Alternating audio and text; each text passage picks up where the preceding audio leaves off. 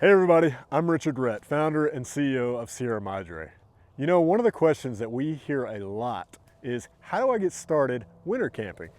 Now I gotta be honest, winter camping is probably my favorite time of the year to camp. I really enjoy the fact that I'm not gonna be sweating, and there's, quite frankly, a lot less people that go out, and the trails are a little less crowded. The landscapes are beautiful, especially if you're hiking in some snow-covered mountains, etc.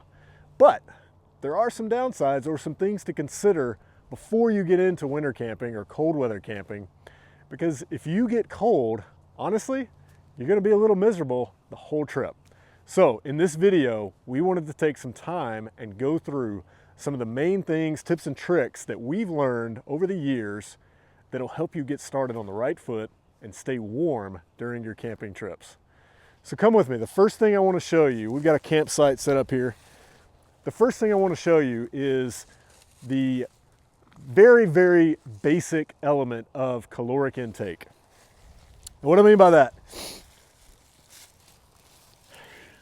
You know, your body is basically an engine, and it needs fuel to run off of. And that fuel is going to produce heat. And so one of the main things you can do to fight off cold when you're getting started is to eat right and eat well. I've got a few basic necessities that we always have with us. The first thing, and my favorite, is peanut butter. It really can go on anything. You can throw, peanut butter on a banana, you can throw it on a Snicker bar. Really what it's about is some dense calories that you can put in your body, and your body will start consuming and producing heat from those calories that you're bringing in. Mountain house meals, those are a camper's favorite. Obviously, put hot water in, you're gonna get a nice warm meal, and that's gonna raise your body temperature just because you're putting something warm in it. But you also have some good fats in there and more calories that are gonna help you along the way. Almonds, nuts, these are great. They're gonna give you some omega-3 fatty acids, and just a great thing to munch on throughout the day to keep those calories coming in. I'll have little packets of oats. Every morning I'll put a little boiling water into a cup and have some oats with peanut butter. That really gets me started off right and kind of replenishes those calories that I use throughout the night to stay warm. Now the other thing you might consider, and honestly may not even know, is that consuming alcohol is actually a bad idea when you're trying to stay warm camping. It might make you feel warmer, but it actually lowers your body temperature quite rapidly. But you do want to stay hydrated. So drinking water, even hot water or hot tea, will really help you stay hydrated and keep you warm. Now the downside of that is you want to stop drinking water about 2 hours before you go to sleep at night, because you don't want to be getting out of your sleeping bag to pee.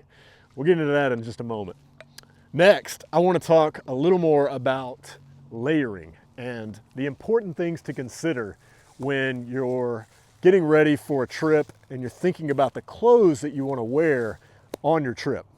Now this is going to vary greatly depending on how cold the temperature actually is.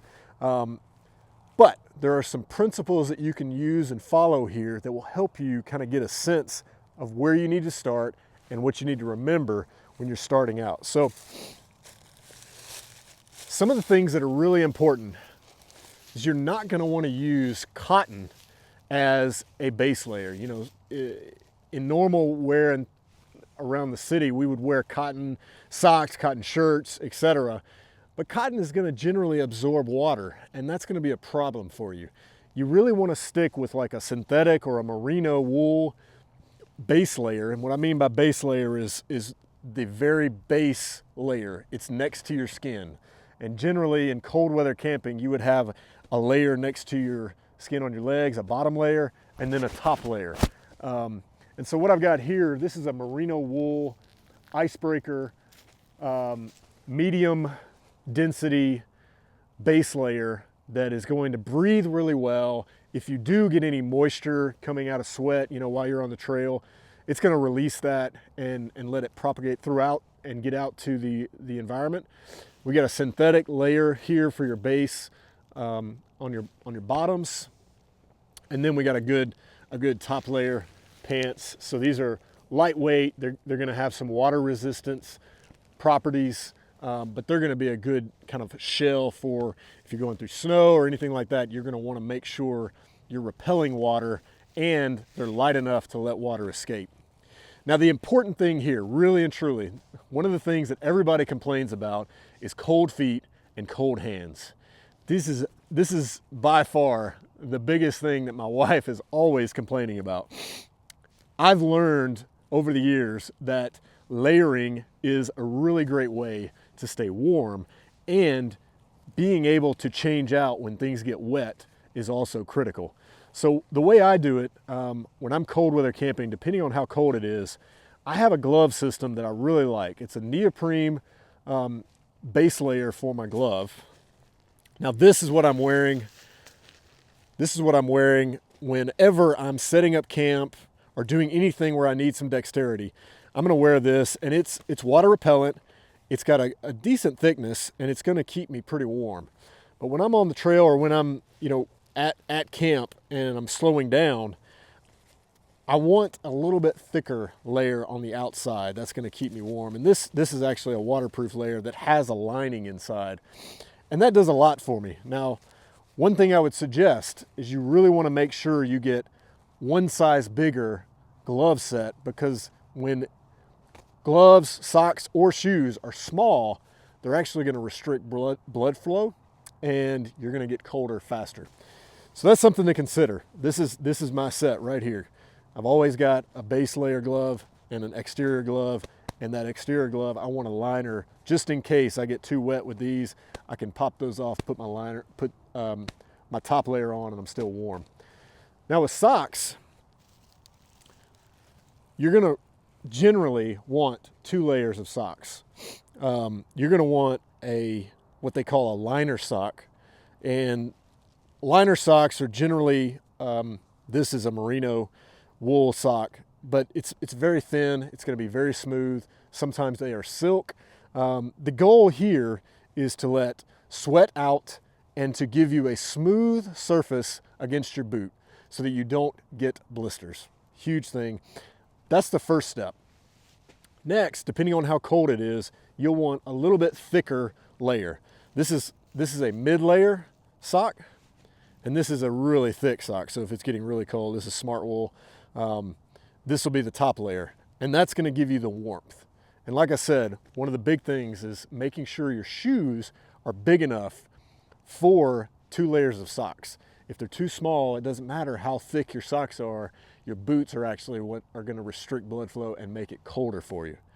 Lastly, when it comes to layering and wearing things in the wild, your head, which is something people don't often realize, you lose about 80 to 90% of your heat through your head. So a good insulated cap, this is a Mountain Hardwear cap I've had for years. It's Polartec. This is gonna be really great in retaining that heat and keeping you warm, especially when you're around camp, to make sure you're not losing all of your heat right out of the top of your head.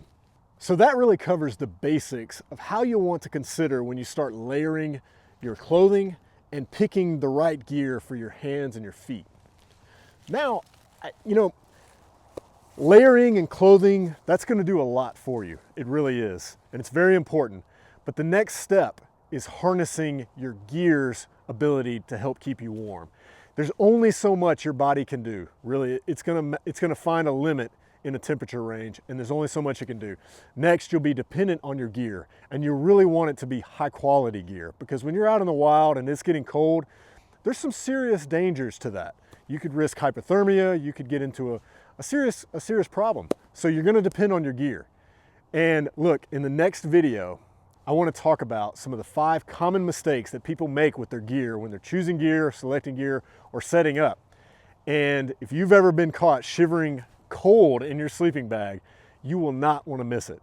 So drop a comment below, tell us about some of the times you've been out in the wild and froze your butt off. And if you got any questions, be sure and leave them below. We'd love to answer them. Hey, thanks a lot for watching, and we'll see you soon.